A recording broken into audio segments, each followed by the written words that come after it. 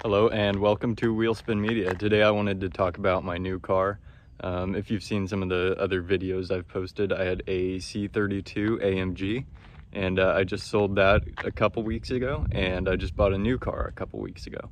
The new car is a blast. I've driven it almost 1,000 miles in 2 or 3 weeks to Tahoe, Reno, kind of all around, and it's been a blast. I love it. It's a great car.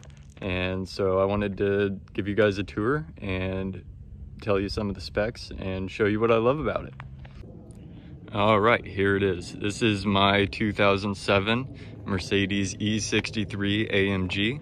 It has a 6.2 liter V8. This one has headers and a tune, and the previous owner told me it's about 600 horsepower.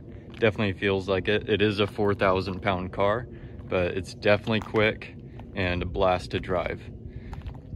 So my C32 had about 350 horsepower. It was a much lighter car though. This one's about 4,000 pounds. The C32 was about 3,600. I mean, you can kind of tell this is definitely a bigger car. It's a step up from the C in the luxury department, kind of in between the C and the S class. So middle range for Mercedes. And like I said, this is a 2007, so not a whole lot of technology in there, but still a nice place to be. You can see this is silver. I do really like the paint, actually. It's got a nice gloss to it. And then the previous owner put on C63 Black Series wheels, or replicas, I should say, not the actual wheels. Those are pretty expensive. So they are just reps, but I do love them. I love the style. You can see got big AMG brakes to stop this 4,000 pound monster. Previous owner once again put on different brake rotors, so he said they're better. I don't know. Anyway, here's that 6.2 liter V8. Take a closer look. It's a little messy. I have not cleaned the engine bay, and the seller said he does not clean it because that's sketchy. Anyway, the only real giveaways that there's something big under the hood is that front bumper. That is the E63 specific bumper.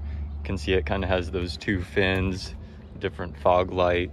But the other giveaway is this 6.3 badge and that Rentec badge. The 6.3 is a throwback to one of the classic Mercedes race cars. And since this is a 6.2, they had to badge it as a 6.3 in Germany because it went just over the 6.2 mark. So that's another reason for that badge, even though it gets made fun of since it's a 6.2 with a 6.3 badge. Anyway, that's the badge lecture. Let's go ahead and take a look inside. Got the usual Mercedes seat controls on the side door. Got a kind of classic Mercedes steering wheel. Really nice aluminum paddle shifters on there. Got an axle lift, different suspension settings. Old Mercedes navigation called the command unit. It's not great, doesn't have Bluetooth or anything, but it works. And then these AMG seats I do really love. They're pretty buckety, they hug really nice.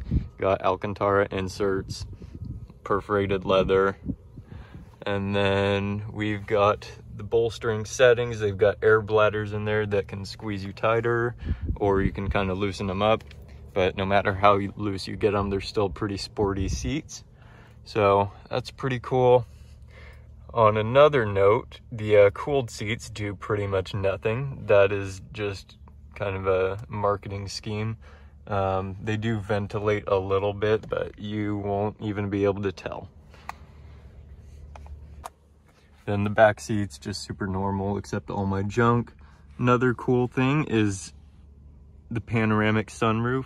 It's basically 2 sunroofs, and if you look outside, the whole roof is pretty much glass.